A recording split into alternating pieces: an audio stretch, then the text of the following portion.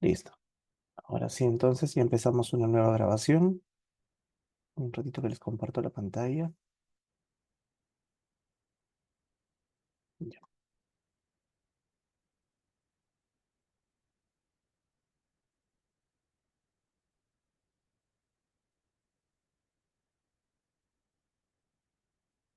Me avisan cuando pueden ver la pantalla compartida, por favor. Sí se ve, doctor. Ya, excelente. Muy bien, muchas gracias. Buenas noches nuevamente. Vamos a empezar con esta sesión de ética en investigación. Tenemos una hora y media por ahí. Vamos a ver cómo nos va con el tiempo. Muy bien. Un gusto de poder saludarlos a ustedes. ¿Ustedes están en primer ciclo? ¿Me confirma? Sí, doctor. Muy bien. Ok, vamos a hacer una mención importante, ¿sí? Lo que me han pedido para ustedes es que hagamos una clase de ética en investigación, considerando que su proyecto, el que ustedes van a realizar para optar el grado de maestro o maestra, es una revisión, ¿sí? Entonces, justamente aquí hay que diferenciar algunas cosas, ¿no? La ética en investigación se aplica principalmente a investigaciones con seres humanos. Y la integridad científica más bien hace mención justamente a los aspectos, normativas necesarias para asegurar la calidad de los trabajos. Y aquí también pueden entrar los trabajos de investigación, ¿sí? Entonces, lo que he hecho, si bien el título de la sesión es Ética en Investigación, está más bien orientado hacia la integridad científica, que es lo que más van a aplicar ustedes, ¿ya? Igual vamos a mencionar algunos términos generales de ética en investigación para que quien se anime en su momento, ya sea hacer una investigación o participar como equipo, o ser parte de un equipo de investigación, ya pueda ver más o menos de qué se trata y qué cosas debería desarrollar en un futuro, ¿sí? Si tienen alguna duda, por favor, me avisan levantando la mano por el Zoom o también a través del chat. Muy bien, vamos a hablar en esta sesión sobre algunos términos de ética en la investigación de manera muy general, cuáles son las responsabilidades principales, por ejemplo, de un investigador. Luego vamos a hablar de integridad científica, los principios de la integridad, la mala conducta científica, algo muy importante para sus trabajos, que es el tema de autoría responsable y también faltas éticas de las publicaciones. Y finalmente vamos a hablar sobre la regulación. De manera general, ustedes al ser ya futuros graduados de un programa de maestría, deben conocer por lo menos dónde se encuentra la regulación nacional básica de ética e integridad en la investigación y también ver cuál es la normativa que tenemos en la Cayetano. Muy bien. Lo primero es que hagamos referencia sobre la ética de la investigación, ¿sí? La ética de la investigación es una rama de la ética, es parte de las éticas aplicadas y justamente se ocupa de la moral y la conducta humana relacionada con la moralidad o ética aplicada que ofrece principios de conducta moral que deben ser observados en el campo de la ciencia. Y acá viene lo más importante, busca asegurar la protección de los participantes. Cuando ustedes escuchan el término de ética de la investigación, ética en la investigación o ética en investigación, hacemos referencia a la protección de seres humanos, protección de animales y protección de ecosistemas en los estudios de investigación. ¿Sí? Eso es muy importante que se lleven como mensaje general para que cuando escuchen hablar de ética de la investigación ya sepan de qué o a qué se hace referencia. Con la ética de la investigación, nosotros buscamos tener un conjunto de criterios y normas para proteger a los sujetos que participan en cualquier investigación. Ojo, aquí hacemos una aclaración. Cuando hablamos de investigación con seres humanos, hacemos referencia a cualquier tipo de investigación, ¿sí? Un sesgo que todavía existe referente a la aplicación de la ética de la investigación, muchas veces uno piensa que esta normativa solo es aplicable para ensayos clínicos. Cuando hablo de ensayos clínicos, hablo de estos estudios donde se pone a prueba productos farmacéuticos o dispositivos de uso médico. Pues no, la ética de la investigación se aplica a participantes en cualquier tipo de investigación, de cualquier diseño y de cualquier disciplina. Por lo tanto, podemos hacer un estudio, por ejemplo, de ingeniería donde participen seres humanos y sería una investigación con seres humanos y es aplicable también la ética de la investigación. Podemos hacer un estudio en educación con personas y también es aplicable la ética de la investigación. Y en el campo biomédico o salud también ocurre lo mismo, ¿sí? Con la ética de la investigación buscamos siempre algunos criterios para asegurar la protección de las personas. Por ejemplo, en una investigación, los riesgos para los participantes tienen que ser reducido a lo menor posible. Siempre en las investigaciones tienen que haber beneficios y comparando los riesgos con los beneficios, esta, este balance, esta medición de niveles tiene que ser siempre favorable hacia el lado de los beneficios. ¿Sí? Sobre selección equitativa de sujetos, esto es importante. En las investigaciones, todos nosotros merecemos la oportunidad de poder participar en cualquier investigación, siempre y cuando cumplamos con los criterios de selección de los estudios, los cuales tienen que ser claramente definidos. En las investigaciones con seres humanos, se tiene que usar también un consentimiento informado en investigación.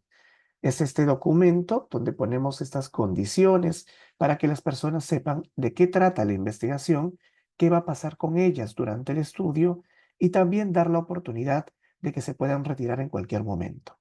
Hay que recordar que la participación de sujetos en una investigación siempre se da de manera voluntaria. Es un requisito, un estándar en cualquier investigación con seres humanos. También tenemos que tener medidas de privacidad y confidencialidad para con las personas y para con su información. Toda investigación con seres humanos tiene que pasar por la evaluación de un comité de ética de la investigación y tiene que existir un monitoreo continuo del estudio. Para ello, los investigadores son responsables, por ejemplo, de obtener la aprobación por un comité de ética de la investigación. Y aquí es importante, si un investigador nos dice, bueno, yo no sabía de que mi proyecto tenía que pasar por un comité de ética, es una falta. A pesar de que exista el desconocimiento, los estándares son bien conocidos, divulgados y de alguna forma también difundidos en todas las instituciones, especialmente instituciones académicas y, bueno, qué decir de la Universidad Cayetano, la primera universidad en investigación en el país. Entonces, siempre se busca difundir estos temas con toda la comunidad universitaria. El investigador tiene que reconocer y saber diferenciar también qué actividades constituyen investigación con humanos y qué actividades no.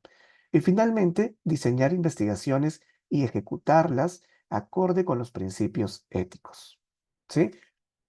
Esto que hemos visto es algo que quería decirles de manera introductoria y corta sobre ética de la investigación. Ahora veamos lo que es integridad científica. ¿Ya? Integridad científica viene del latín integras, que significa íntegro, intacto, probo u honesto, como esperamos que sean todos ustedes que están cursando un programa de posgrado en Cayetano.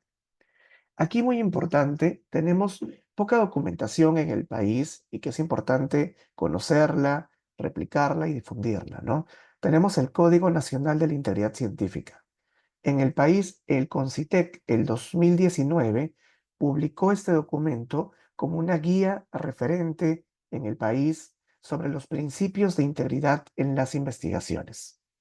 Este documento se quería actualizar en el año 2023, a finales.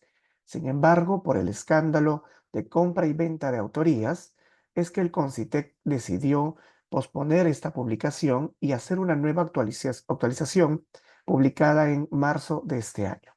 ¿Sí? En este nuevo Código de Integridad Científica se define a la integridad como la condición resultante de la adhesión a los principios que se citan en el presente código. Les adelanto, los principios de la integridad científica fueron promovidos en la Declaración de Singapur. Lo que hace el CONCITEC se adhiere a ese marco de principios y lo replica y detalla un poco mejor que la Declaración de Singapur. ¿Sí? Entonces, diferenciando y llevándonos el primer concepto justamente de esta sesión. Ética de la investigación hace referencia a la protección de seres humanos, mientras que la integridad científica hace referencia a la protección de datos, al aseguramiento de la calidad de las investigaciones, especialmente de los resultados, que estos resultados sean veraces, creíbles, confiables y reproducibles. ¿Sí? Y para ello, obviamente, lo que tenemos que promover son prácticas confiables en las investigaciones y que los equipos de investigación no caigan en lo que se denomina una mala conducta en la investigación o mala conducta científica. Cuando un investigador se adhiere a este marco de principios de la integridad científica, decimos que este investigador tiene una conducta responsable en investigación. Entonces, les decía que la Declaración de Singapur fue desarrollada y publicada en el año 2010 en la Conferencia Mundial sobre Integridad en la Investigación en Singapur. En esta conferencia se declaró un grupo de principios de integridad donde tenemos, por ejemplo, a la honestidad, la responsabilidad, la cortesía profesional y también la buena gestión de investigación en nombres de otros.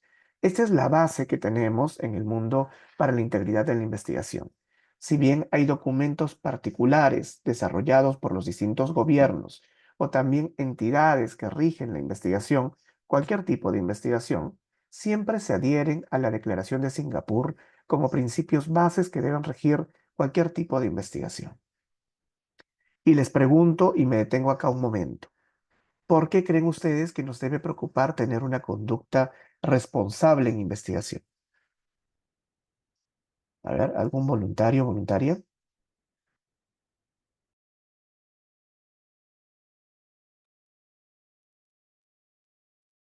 Muy bien, si no hay voluntarios, yo puedo llamar también para animarlos. La pregunta es sencilla, no se preocupen, no es calificada, pero sí es importante acá que reflexionemos de manera conjunta. ¿Por qué debemos tener una conducta responsable en investigación? Otra forma de responderla es, ¿qué ocurre si no tenemos una conducta responsable en investigación? Doctor, buenas noches. Tendría que Hola, ver Luis. mucho el prestigio del trabajo que estamos realizando, la veracidad de la información que se está presentando también. Excelente, Andrés, excelente. Y justamente usando tu respuesta, es el prestigio de uno mismo, el prestigio del grupo de investigación, del trabajo, los resultados que tenemos, de la institución a la cual pertenecemos y posiblemente también de la región de la cual somos parte. ¿Sí? Muy bien. ¿Algún voluntario más? Doctor, buenas noches. ¿Podría ser que si no tenemos responsabilidad en la investigación, la investigación que realicemos podría conducir de forma alterada a investigaciones futuras por alterar los resultados? Excelente. Muchas gracias por el comentario. Y justamente, imagínense ustedes qué pasa si hacemos investigación en salud. Y como muy bien ha comentado su compañero, si es que tenemos resultados que no son confiables. En salud buscamos trabajar a partir de la evidencia. ¿Qué decisiones entonces podríamos tomar si tenemos evidencia que han sido consecuencia de una fabricación o una falsificación? ¿Esas decisiones serán correctas? En salud hacemos investigación para mejorar la salud y bienestar de las personas. ¿Realmente conseguiremos eso a través de usar evidencia fraudulenta, evidencia falsa, falsificada o inventada? Entonces vemos claramente una consecuencia negativa de no tener una conducta responsable. Y justamente allí es donde nace la necesidad de promover esos temas. Entonces, como bien lo han mencionado, si es que no tenemos una conducta responsable en investigación y, por ejemplo, caemos en una mala conducta científica, se afecta la confianza pública, ¿sí? La investigación se promueve por la confianza de la sociedad, confianza de la sociedad en los investigadores. ¿Qué ocurre si un equipo de investigación cae en un acto de mala conducta científica? Las personas dejan de confiar en nosotros, ¿sí? Si hay menos confianza, aumenta ¿qué? La regulación y la supervisión. Entonces, la confianza de las entidades regulatorias aumentan, los procesos normativos de inspección o auditoría también aumentan, ¿sí? Y las entidades que financian proyectos, ¿qué ocurre? También existe esta desconfianza, por lo cual las opciones de financiamiento disminuyen. ¿Y qué pasa con los otros equipos, nuestros pares? Dejan de confiar en nosotros y las colaboraciones disminuyen. Entonces vemos claramente que existe una afectación importante a nuestro prestigio, a nuestra reputación, si caemos en una mala conducta científica. ¿Sí? Ahora, de acuerdo al CONCITEC, en este documento reciente del 2024, se define a la mala conducta científica como acciones que contravienen los principios citados en el presente código. ¿Cuáles serán los principios? Recuerdan la honestidad, transparencia, responsabilidad, imparcialidad, ¿no? Y también que contravienen las prácticas profesionales necesarias para garantizar la integridad científica. Sobre ello, cada uno de nosotros, dependiendo de las profesiones que tengamos, tenemos un colegio profesional y tenemos un código de ética de acuerdo a nuestra profesión. Entonces, eso también va de la mano, ¿sí? Se incluye también mala conducta científica al proporcionar información falsa en la indagación de una mala conducta y no se debe confundir con el error científico no intencionado. Aquí hay que diferenciar a la mala conducta científica de las prácticas cuestionables en investigación. Imagínense que ustedes son parte de un equipo de investigación. Ustedes van a ser, por ejemplo, parte del grupo de encuestadores en un proyecto, ¿sí? Si ustedes no reciben un entrenamiento adecuado, es probable que ustedes no apliquen la encuesta de manera adecuada y los procedimientos para obtener la información sean procedimientos cuestionables. En este caso, ustedes al actuar por desconocimiento de los procedimientos estándares que propone esta investigación, estarían dentro de una práctica cuestionable en investigación, ¿sí? Pero si ustedes sí conocen el procedimiento y más bien modifican, tergiversan el procedimiento para beneficiarse de algún procedimiento inusual para obtención de resultados que lo favorezca a ustedes, algo así como la invención de datos, invención de fichas, fabricación de datos, falsificación, allí estaríamos en lo que se denomina la mala conducta científica. ¿Sí? Entonces, ¿qué es lo que diferencia a ambos? El propósito, este propósito de engañar. Ambos, ojos, son faltas, ambos tienen que ser corregidos, ambos necesitan entrenamiento, ambos necesitan algún procedimiento para corregir la data, ¿sí? Pero la mala conducta científica se da cuando además existe este propósito de engañar. Entonces, de acuerdo al Código Nacional de Integridad Científica, se define el fraude científico como un acto de engaño o tergiversación del propio trabajo que justamente que viola las normas éticas de la investigación científica o en general este principio, este conjunto de principios de integridad que acabamos de ver hace un momento.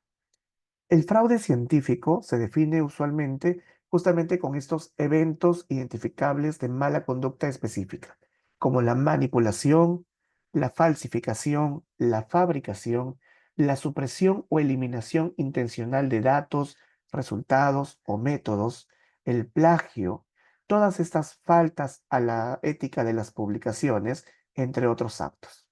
¿Sí? Otra forma de fraude científico o también mala conducta científica es la fabricación. La fabricación no es más que la invención de datos. En el mundo científico, la forma más común de mala conducta científica es la fabricación o invención de datos. Y de lejos es la forma más común en la investigación clínica también. ¿Sí? Cuando me refiero a investigación clínica, hago referencia específica a la investigación en salud. Recuerden, por favor, que si tienen alguna pregunta, pueden usar su micrófono o el chat del Zoom.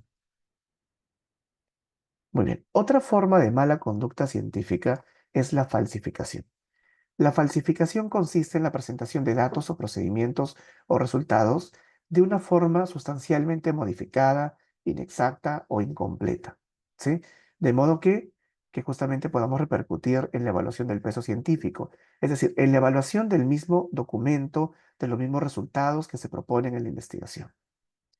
Mientras que el plagio, que es otra forma de mala conducta científica, consiste en apropiarse de ideas, de textos o figuras, ¿sí? De terceros, sin dar el reconocimiento debido. Y aquí una diferencia muy importante sobre lo que se protege a través de la ley de derecho de autor. A través de la ley de derecho de autor se protegen los textos y también las figuras, mientras que en la integridad científica se protege además las ideas.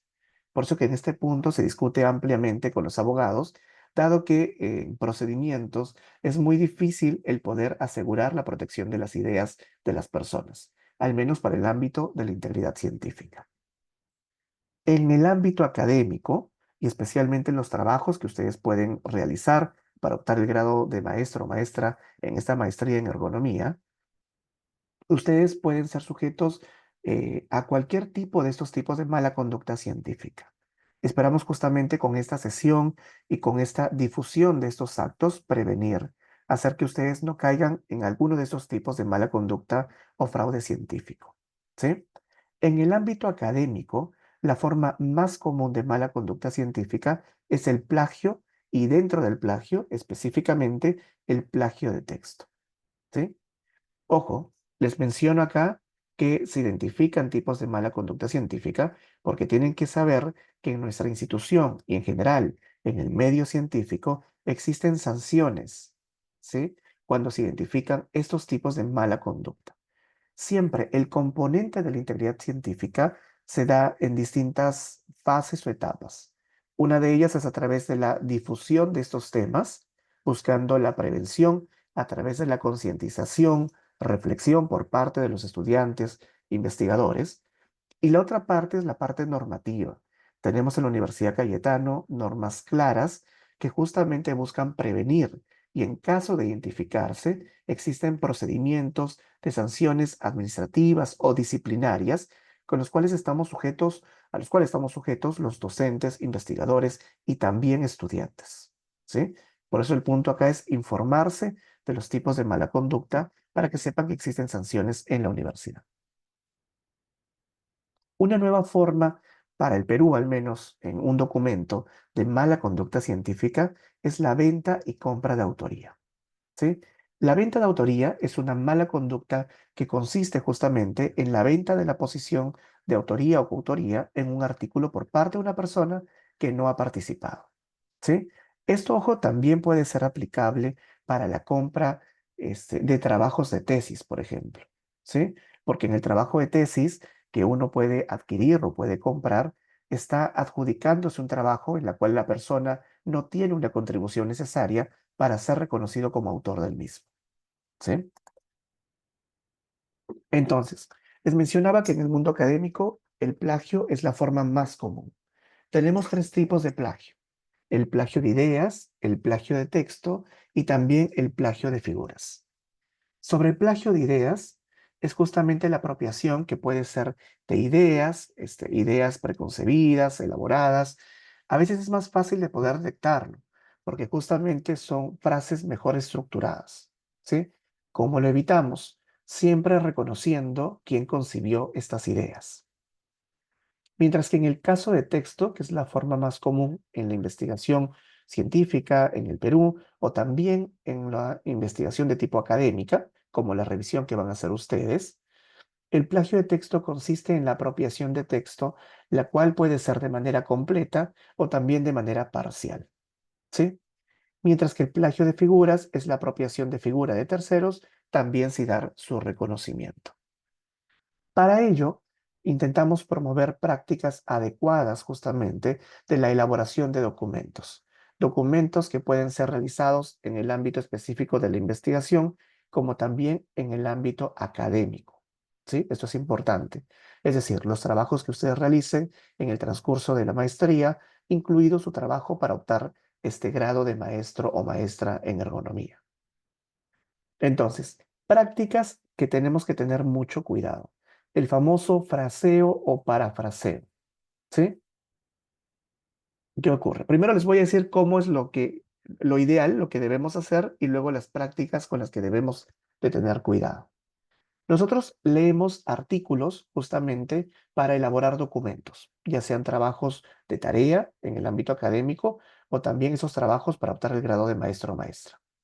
Tenemos que acostumbrarnos siempre a leer estos documentos, estos artículos pueden ser, a entenderlos, interpretarlos y escribir las ideas que nosotros queremos comunicar a partir de esos artículos y siempre colocar la citación.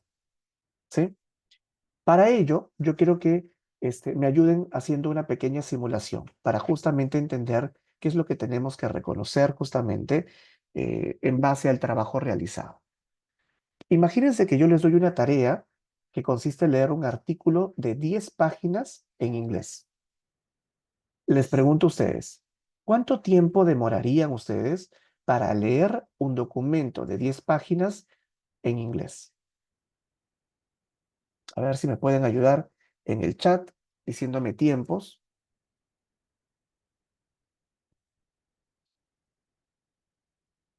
A ver, documento de 10 páginas en inglés. Si no escriben, voy a tener que llamarlos uno por uno.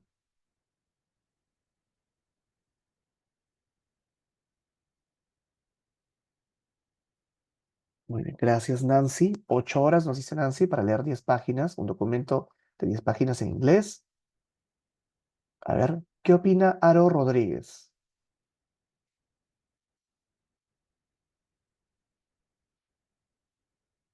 ¿Se encuentra Aro Rodríguez?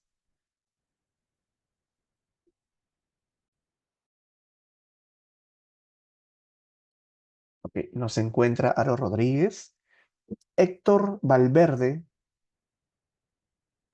Sí, doctor, buenas noches.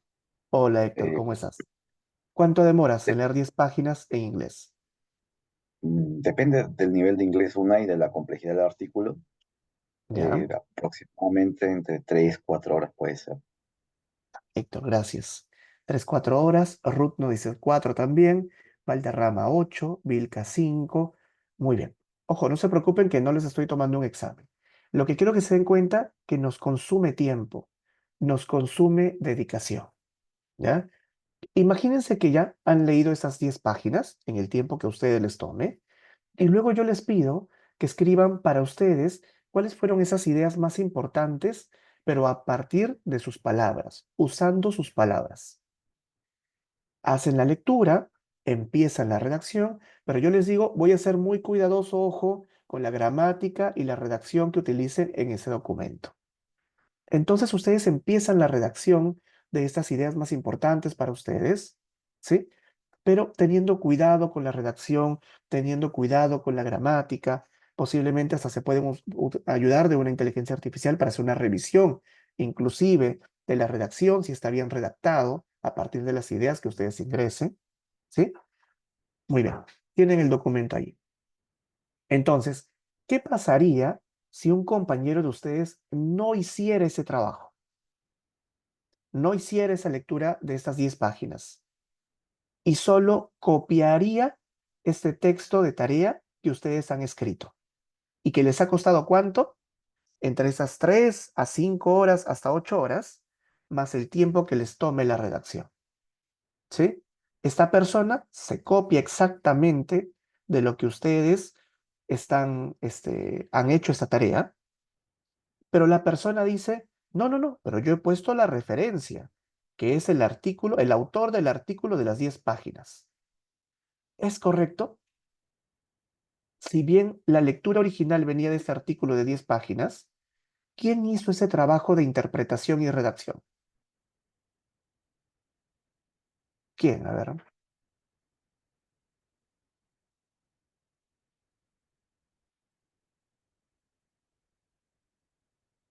a ver si me Cada responden. uno, ¿no? Excelente, Ruth. Cada uno, ¿sí? Cuando hacemos ese acto, estamos entrando en plagio, ¿ya? Entonces, mucho cuidado con lo que he dicho, porque uno puede decir, profesor, pero estoy colocando la referencia. Sí, es cierto, estás colocando de quién proviene el artículo original. Pero ese trabajo de esta interpretación, redacción, adecuar la gramática, ¿quién lo ha hecho? No lo ha hecho el autor original y tampoco lo has hecho tú. Esa es la apropiación que hay que reconocer, ¿sí? Entonces, prácticas inadecuadas que existen hoy en día y que justamente representan plagio. Bueno, no sé si son investigadores, cuando una persona lee un artículo, les gusta el párrafo lo cortan y lo pegan en su trabajo y le ponen la referencia que es la persona, perdón, el artículo en el cual lo han leído. Uno dice, y el estudiante muchas veces se defiende diciendo, he colocado acá la referencia. Ok, pero eso sigue siendo plagio, porque el investigador citó a una persona y tú no has leído a esa persona. Tú te has apropiado de la interpretación del autor, de dónde has copiado este artículo. ¿Sí? Eso, por eso justamente el copiar, pegar y colocar la referencia sigue siendo plagio. Yo sé que algunos de ustedes me pueden decir, profesor, disculpe, pero hay ideas ya preformadas, definiciones, por ejemplo, que ya están establecidas y yo no las puedo cambiar. Es correcto, pero en ese caso, la citación tiene que hacer referencia justamente que hemos hecho una copia literal. Y usualmente, para hacer este reconocimiento de copia literal, se utilizan las comillas. ¿Sí? Por ejemplo, yo quiero copiar un párrafo del trabajo de Corcuera. ¿Sí? Entonces podría colocar, según Corcuera, abro comillas y copio el texto de manera literal y finalmente coloco la referencia de dónde he obtenido esto. ¿Qué es lo que yo estoy dando a conocer o entender al lector? De que este texto, este párrafo que estás leyendo, entrecomillado y citado, es una copia literal de otro documento. ¿Sí? Un dato adicional. Cuando ustedes colocan las comillas, el Turnitin no lo detecta como similar. ¿Sí? Ojo, no estoy diciendo tampoco que en sus documentos llenen puras párrafos con comillas.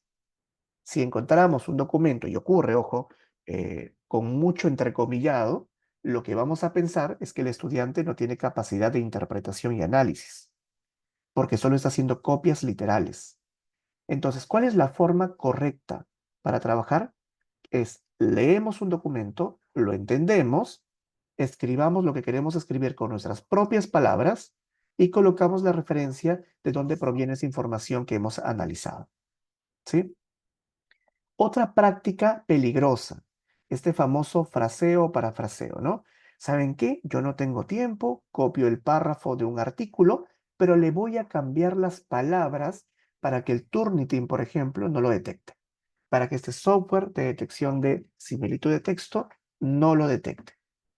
Si es que hacemos eso, este paso, tienen que saber ustedes que el Turnitin, por ejemplo, que es el que se utiliza en la Universidad Cayetano, este software que nos permite analizar la similitud de texto, justamente tiene un algoritmo que permite reconocer frases cuando incluso las palabras han sido cambiadas. ¿Sí? Entonces, si yo hago un cambio en una palabra, por ejemplo, cambio una palabra por un adjetivo por otro, este, o la separación también la cambio, el software igual lo detecta, ¿sí? Entonces tiene un algoritmo que nos puede permitir reconocimiento de párrafos donde existe incluso diferencia de palabras y por número de palabras en la misma estructura o frase construida. ¿Ya? Entonces, mucho cuidado con el plagio. Existe una normativa específica en la universidad, ¿no? Si es que se incurre en plagio, ustedes tienen que hacer sus propios documentos. Cuando ustedes lleguen a la etapa, por ejemplo, de presentación de proyectos de investigación, existe un requisito, un porcentaje mínimo que tienen que cumplir para que sus trabajos sean admitidos, ¿sí? En caso eso no ocurra, sus trabajos serán devueltos. Entonces, les decía que para la similitud de textos existen distintos tipos de software. Tenemos el Turnitin, el más conocido y utilizado en el Perú, PlagScan, Identicated, entre muchos otros. Y para entender un poco cómo funciona, tengo acá algunos ejemplos que voy a necesitar, por favor, que ustedes analicen y les voy a preguntar. Uno lo que hace en el Turnitin es sube un documento en la plataforma, ¿sí? Y este Turnitin compara el documento, compara el texto específicamente del documento con la información que puede estar disponible en la Internet, ¿sí? Busca por todo lado en la Internet de manera libre y también de manera privada en otros repositorios de Turnitin de otras instituciones, por ejemplo, de otras universidades. Lo compara y dice, ok, esto de acá se parece a este lugar. Y te indica, ¿no? Te dice, todo lo que te subrayo de un color es común a la fuente que te estoy poniendo acá. Entonces nos entrega lo que ustedes tienen en pantalla. Párrafos o palabras o grupo de palabras resaltadas de un color con un número.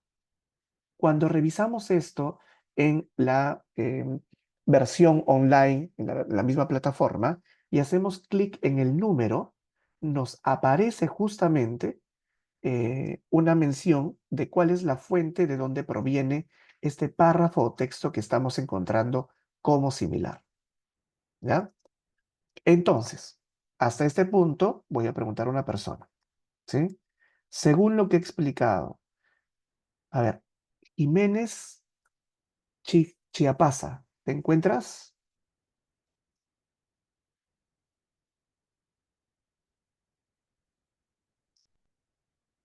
¿Jiménez se encuentra?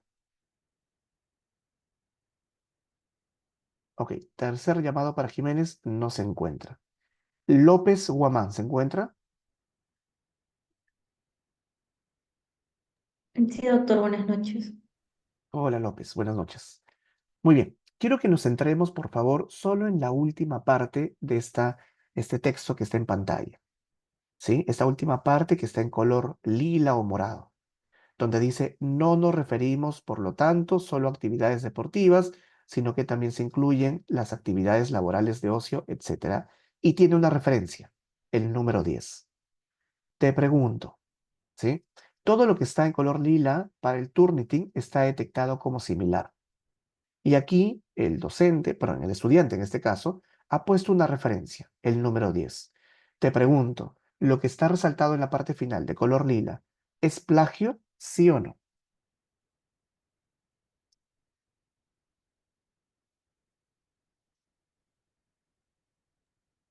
Sí, sí, doctor. Entiendo que lo morado es porque lo ha detectado el Turnitin. Sí. Pero ¿por qué es plagio?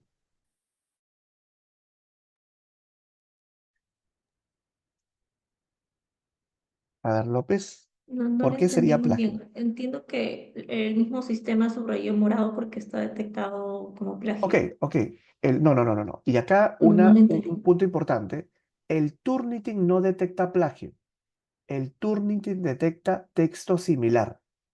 El Turnitin me dice, mira, todo lo que está en la parte final, estamos solo analizando la última oración.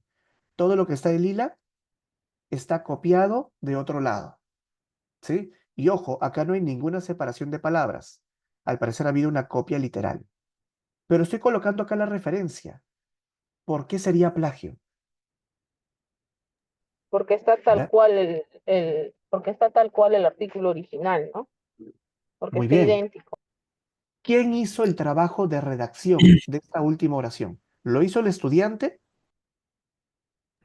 Hay que nombrar al autor, en este caso, ponerlo entre comillas también, para poder, digamos, autorizar el texto, ¿no? Y que no se considere plagio, pues. Excelente, excelente. Un punto que es importante, mire, la redacción de esto no está hecha por el estudiante. La redacción de esta parte lila está hecho por justamente el autor de la referencia 10, ¿sí? Entonces, ¿por qué es plagio? Porque la persona, el estudiante que ha presentado ese texto, ha copiado un texto y lo está presentando como si esta persona lo habría redactado. Por eso es plagio. ¿Sí?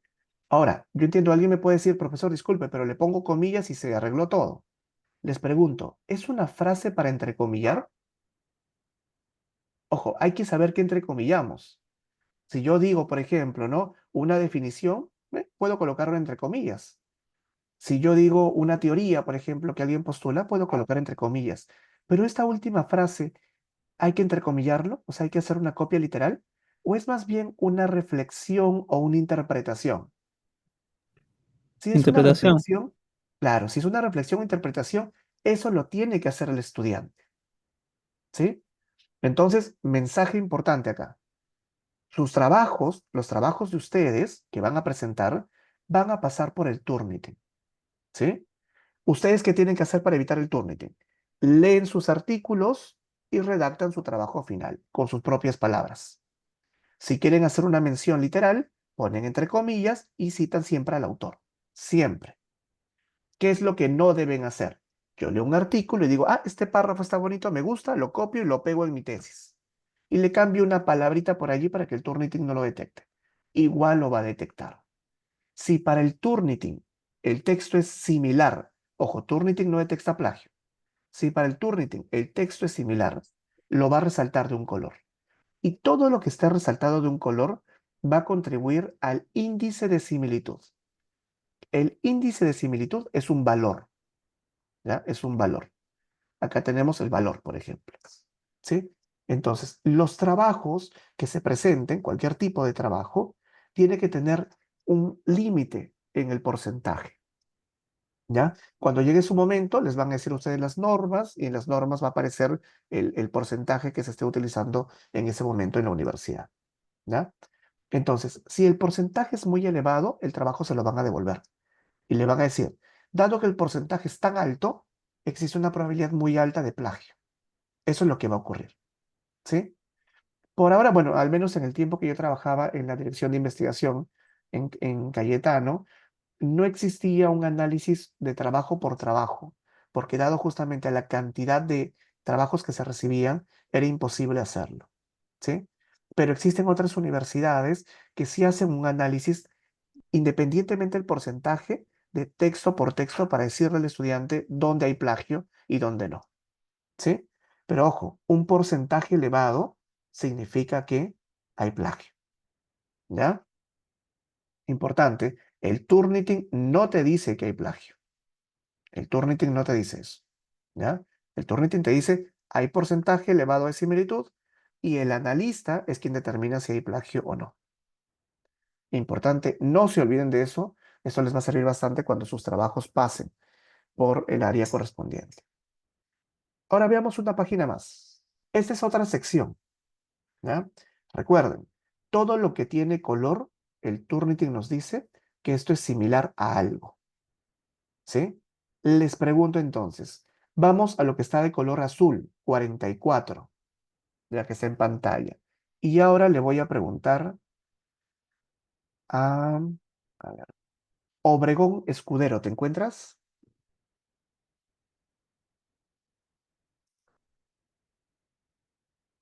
Obregón Escudero.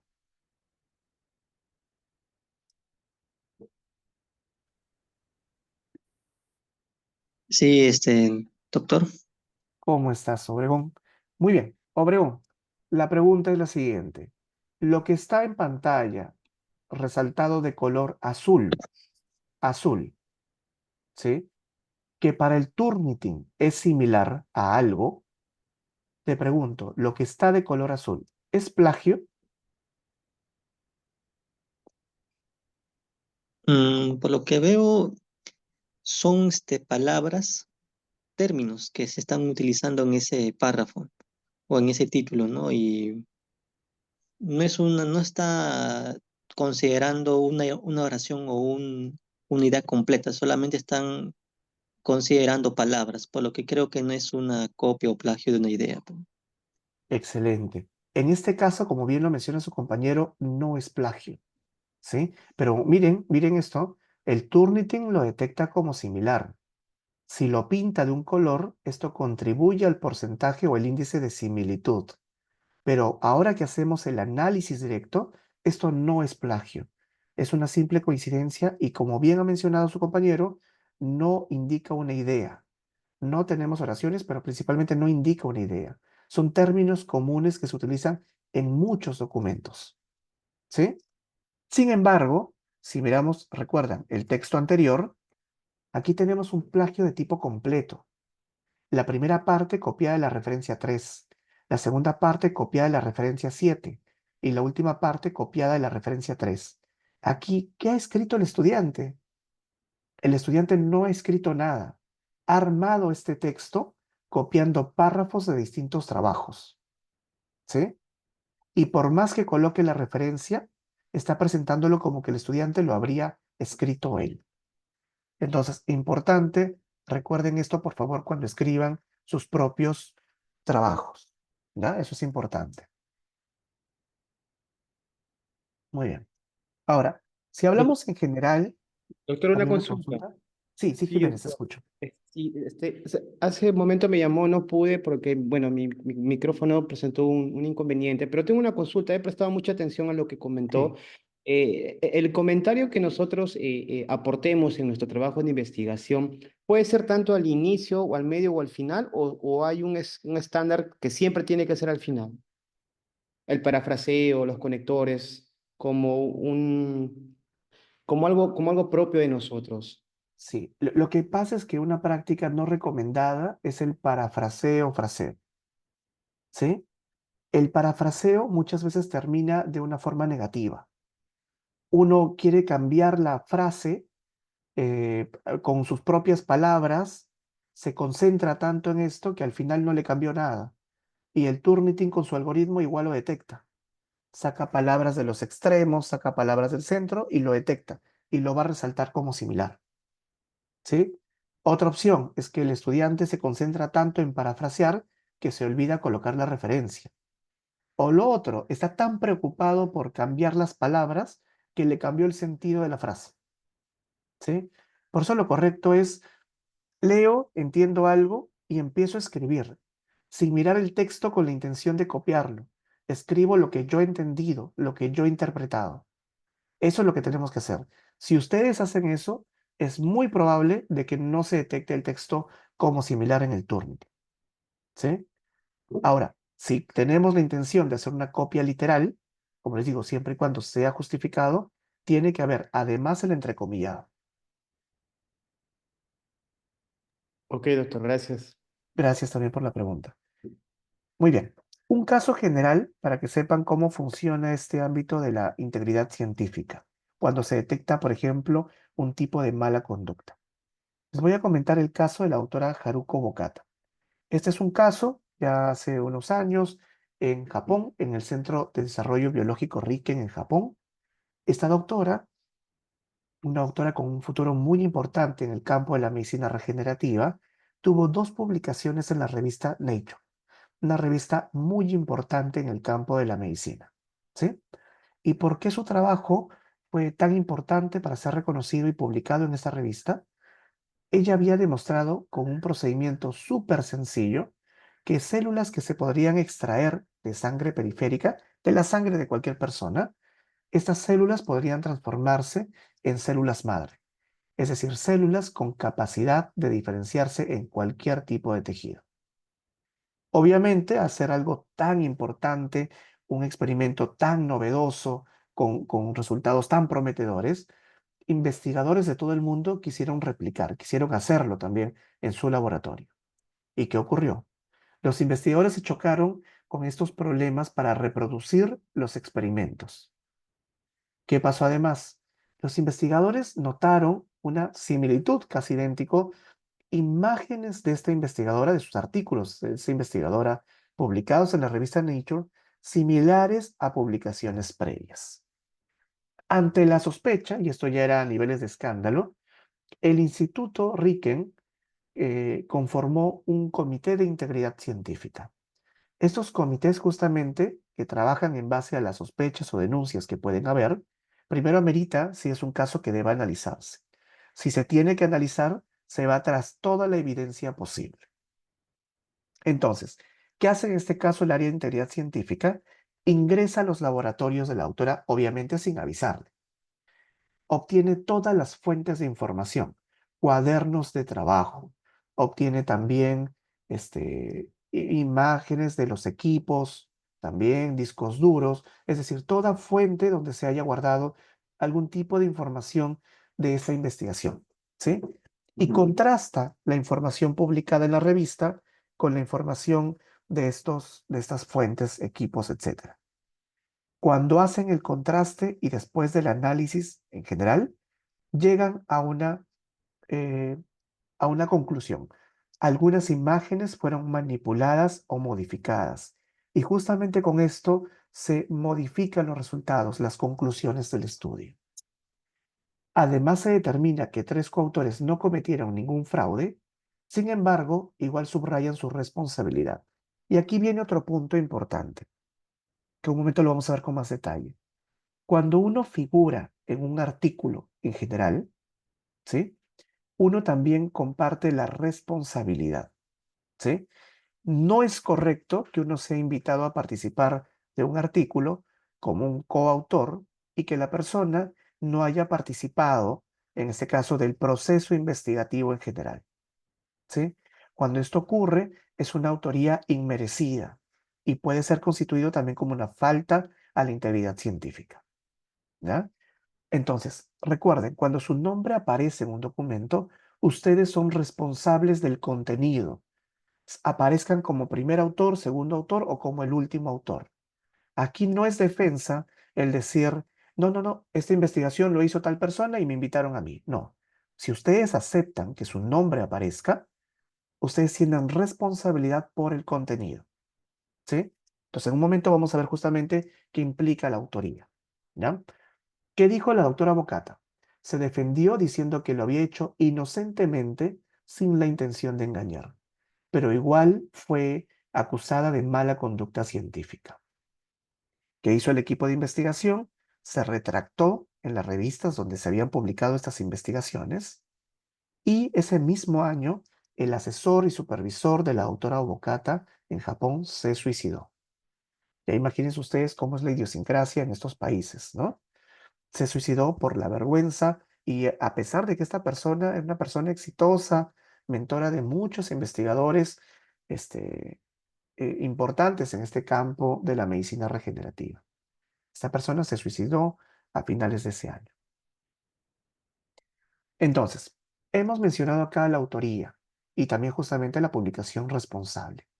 Ustedes tienen que saber cuando ustedes son autores de un trabajo, ustedes comparten la fama porque su nombre aparece en un documento, pero también comparten la responsabilidad. Entonces, ¿cuándo uno debe ser reconocido como autor de un trabajo? Para definir quién debe ser reconocido como autor de un trabajo, lo más utilizado en todo el mundo son las recomendaciones del Comité Internacional de Editores de Revistas Médicas. ¿Sí? Este comité internacional define un grupo de pautas o criterios que uno debe cumplir para ser reconocido como autor. Este conjunto de criterios han sido incluso aceptados y adheridos por otros comités, inclusive de revistas no médicas, en otras disciplinas, porque justamente se propone criterios estándares que pueden ser aplicables a más de un tipo de investigación. ¿Cuáles son esos criterios?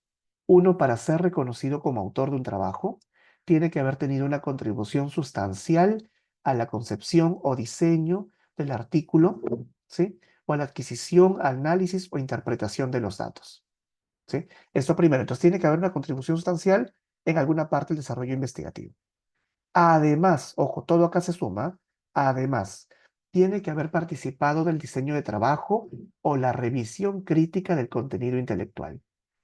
Además, tiene que aprobar la versión final enviada a publicar. Y finalmente, tiene también que responder por todos los aspectos del artículo, aunque sea de manera general. ¿Sí? Si uno cumple con estos 4 aspectos, uno puede ser llamado autor de un trabajo de investigación, por ejemplo. ¿Sí?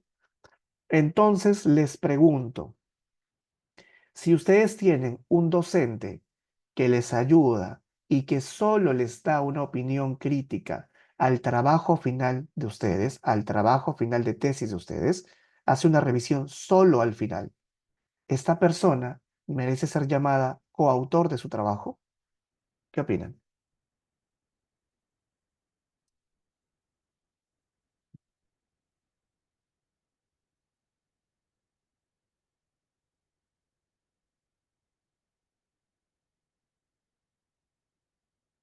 Ok, preguntemos. Es un grupo muy tímido, así que busquemos hacer preguntas directamente. Santillán Chirinos, ¿te encuentras?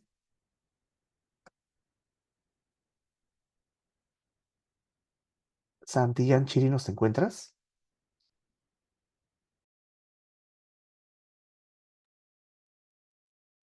Tercer llamado, Santillán Chirinos, no se encuentra. ¿Sí?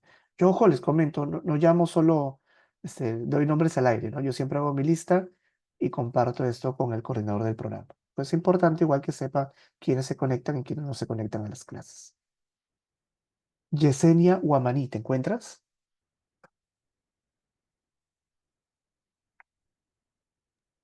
Yesenia Guamaní. Hola, Yesenia. Yesenia, te hago la misma pregunta. En pantalla tenemos justamente cuáles son los criterios que debe cumplir una persona, esos 4 criterios, para ser reconocido como autor o coautor de un trabajo, ¿sí? Entonces te pregunto, si tú estás desarrollando un trabajo de tesis para optar el grado de maestro, en tu caso el grado de maestra, y un docente solo participa en la crítica de tu trabajo al final de todo el proceso, esta persona, este docente, merece ser reconocido como coautor de tu trabajo.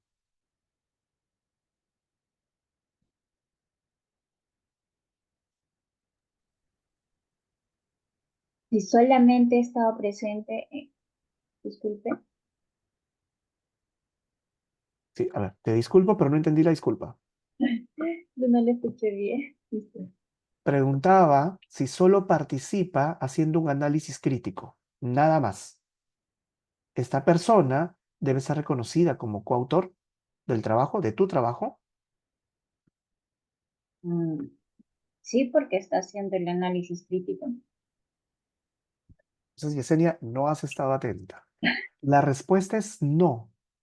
Y justamente para saber cuándo una persona debe ser reconocida, tiene que cumplir lo que ustedes tienen en pantalla. Entonces, ese docente tiene que cumplir con todo esto, con lo que tienen en pantalla. Si no cumple con lo que tienen en pantalla, la persona no merece ser reconocida como autora o coautora del trabajo. ¿Ya? Importante, ojo, acuérdense de eso porque ocurre en el camino. En el camino, algunos docentes que les hacen comentarios o inclusive el asesor quieren ser parte de sus publicaciones, quieren ser parte de su trabajo. ¿Y ustedes qué tienen que hacer? Tienen que verificar que la persona cumpla con esos requisitos. Si cumple, sí merece. Si no cumple, no merece ser reconocido como autor y sí lo podemos mencionar en la sección de agradecimientos. ¿Ya?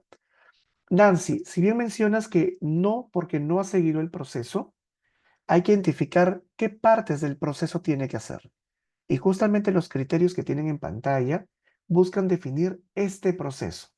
Uno tiene que ser parte de todas estas etapas para que sea denominado autor o coautor del trabajo que se quiera publicar. ¿Ya?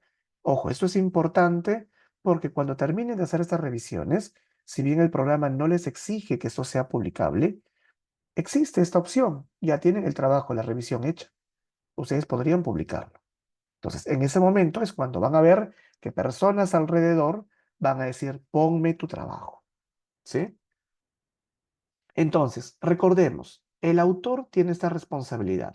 Tiene que leer la versión final del manuscrito, defiende al menos su contribución, firma documentos reconociendo sus obligaciones y no deben ser nunca estos criterios utilizados para eliminar o excluir gente. Siempre tiene que ser utilizados para que tengamos verdaderos colaboradores que cumplan con todas las actividades. ¿Ya?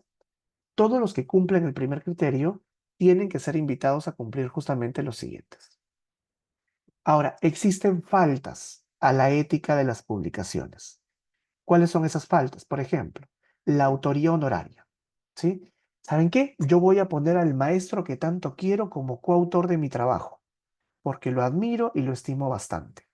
Bueno, la admiración y la estima no es un criterio suficiente para merecer ser reconocido como autor de un trabajo.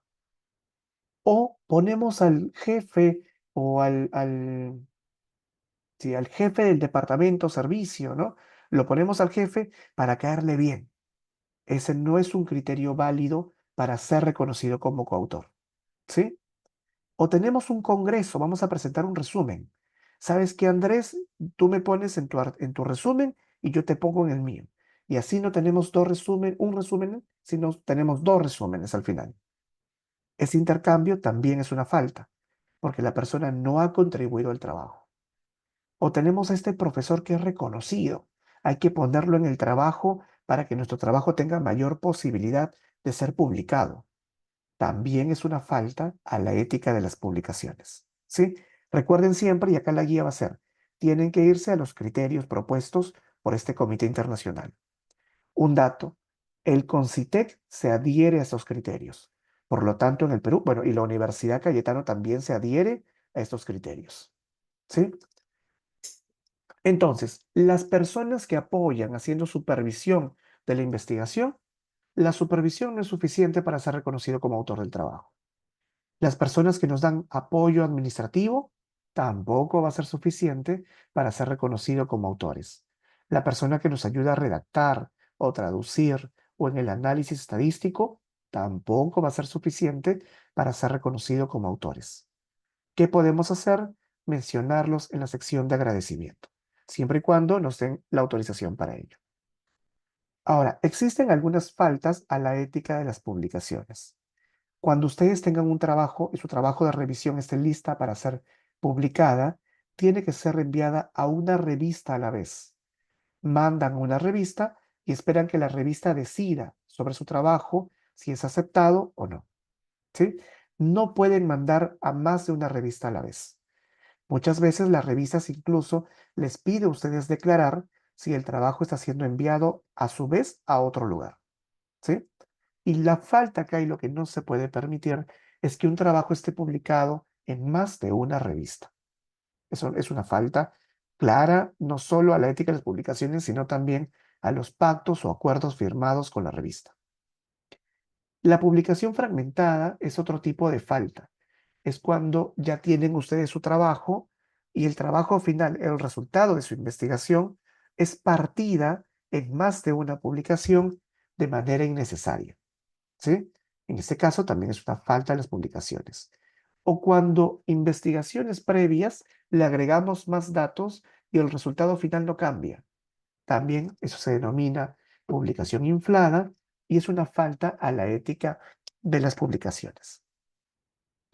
Muy bien, finalmente les quiero mostrar algo rápido, solo para que sepan, no se preocupen, no vamos a revisar en detalle esto, pero sí tienen que saber que existe y es lo que tenemos en el país.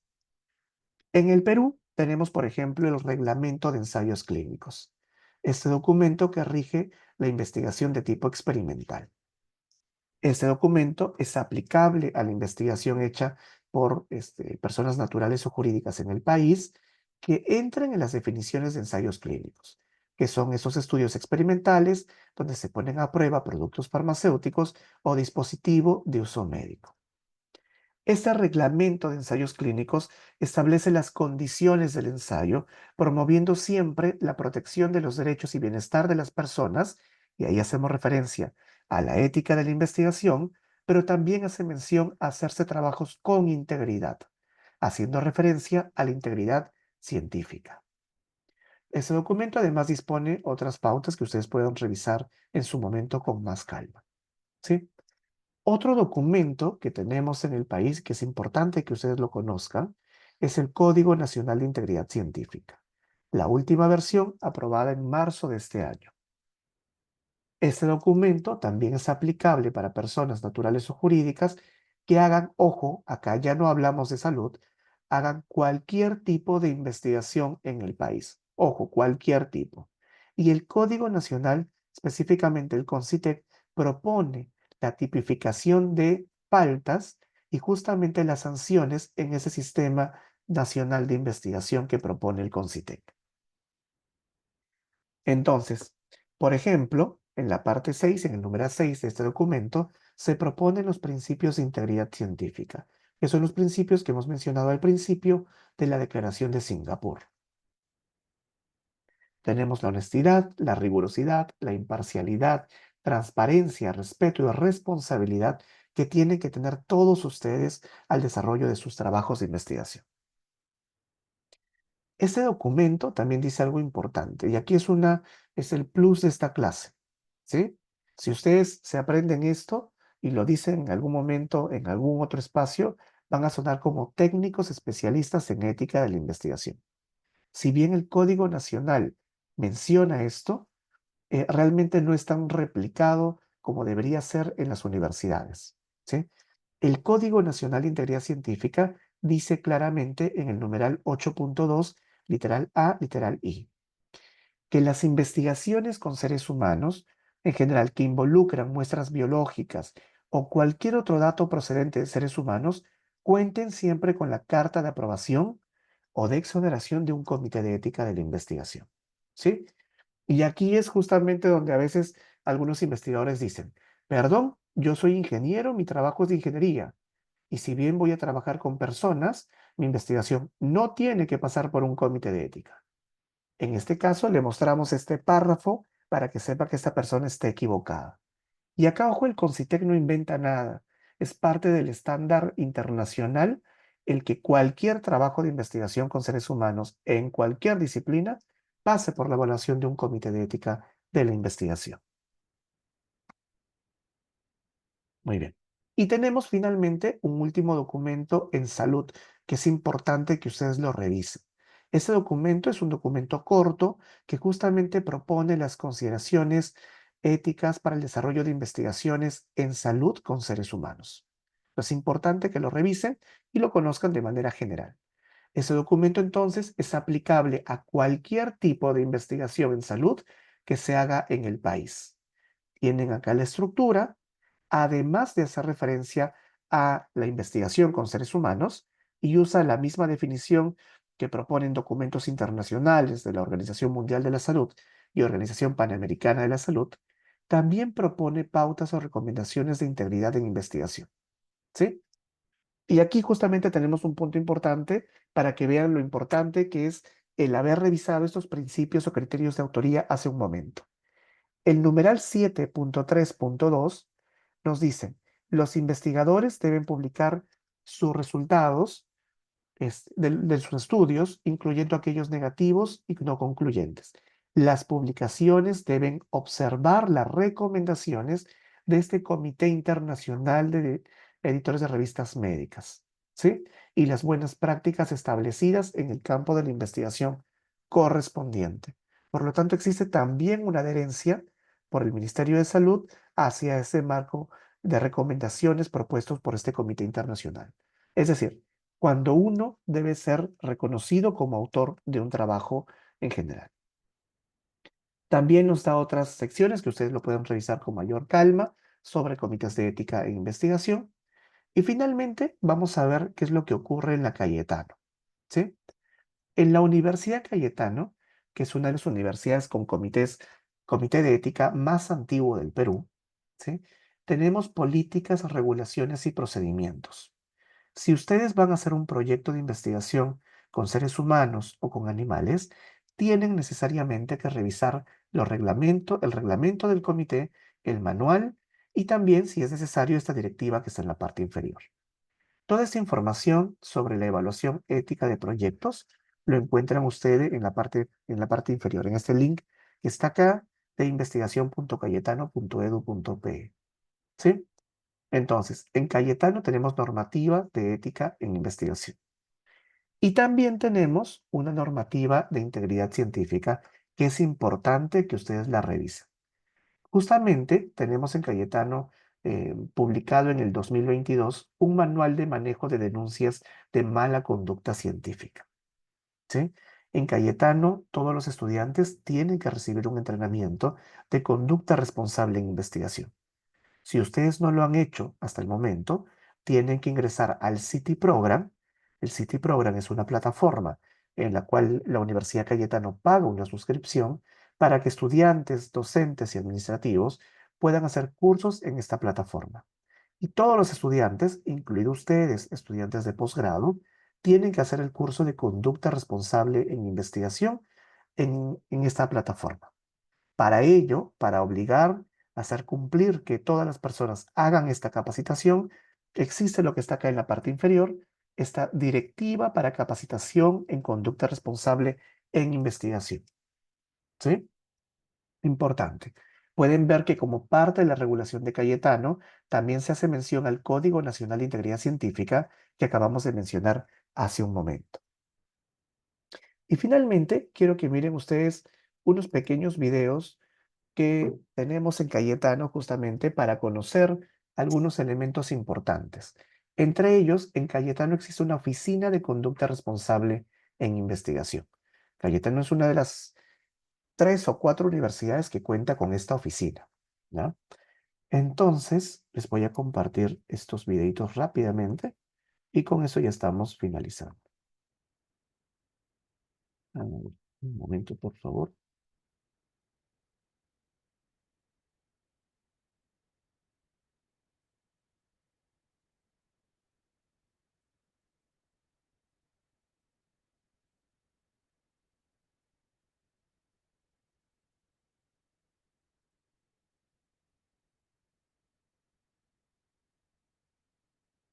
Un momento, por favor, les comparto ahorita los dos links.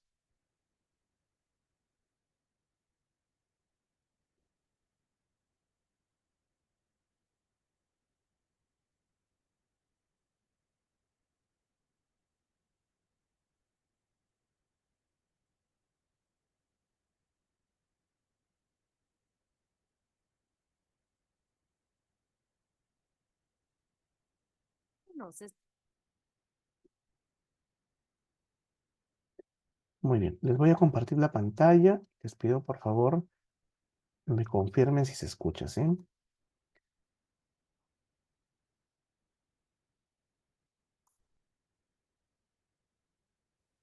Muy bien.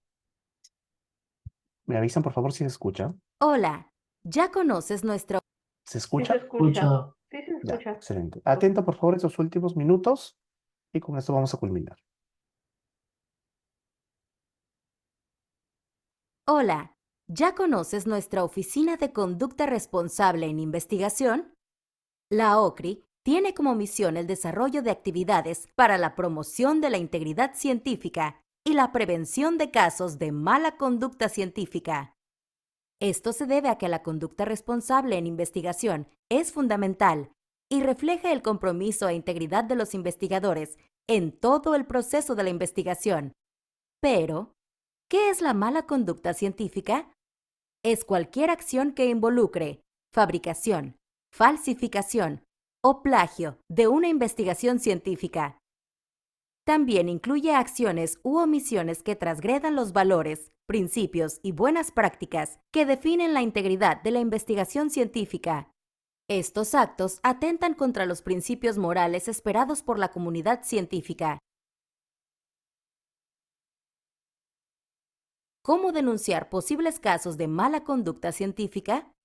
Ingresa al portal de investigación de la Oficina de Conducta Responsable en Investigación y haz clic en el botón Haz tu consulta o denuncia aquí.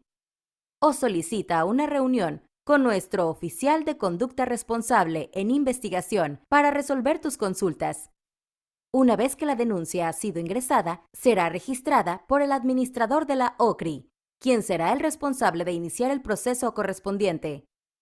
Después, la denuncia será elevada al Comité Permanente de Integridad Científica. Aquí se definirá si el caso denunciado cumple las condiciones de una probable mala conducta científica. Si tu denuncia procede, se nombrará un comité que desarrollará una investigación y evaluación de oficio. En caso se encontrara mala conducta científica, se tomarán las acciones administrativas institucionales a cargo del Vicerrectorado de Investigación.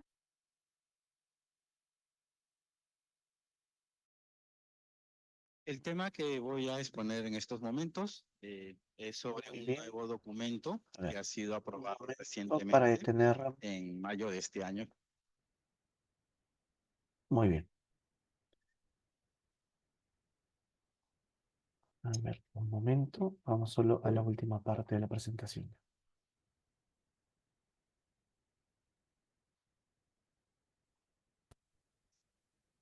Muy bien. Hemos visto entonces que en la Universidad Cayetano existe la Oficina de Conducta Responsable en Investigación. Hemos justamente conversado también y hemos visto en este video sobre los tipos de mala conducta científica. La Universidad Cayetano se adhiere a lo dispuesto en la Declaración de Singapur y también en el Código Nacional de Integridad Científica. Existe también un procedimiento para denunciar estos posibles casos de mala conducta científica.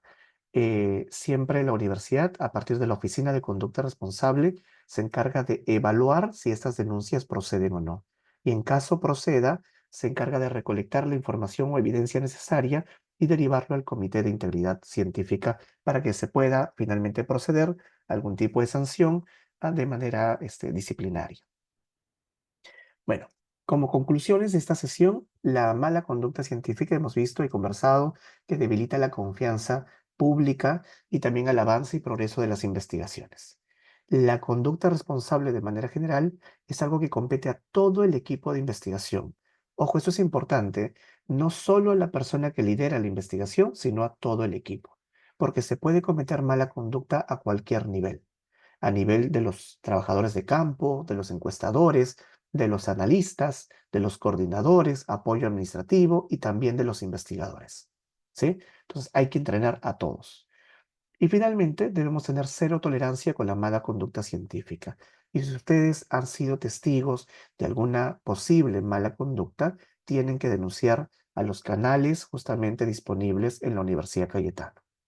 Toda la información que les he mostrado, esta diapositiva, ya ha sido compartida con el coordinador del programa para que lo pueda compartir. Me ha dicho que lo va a subir a la plataforma y allí tienen ustedes los links para que puedan justamente revisar la normativa vigente actual. ¿Sí? Muy bien, no sé si tienen alguna pregunta.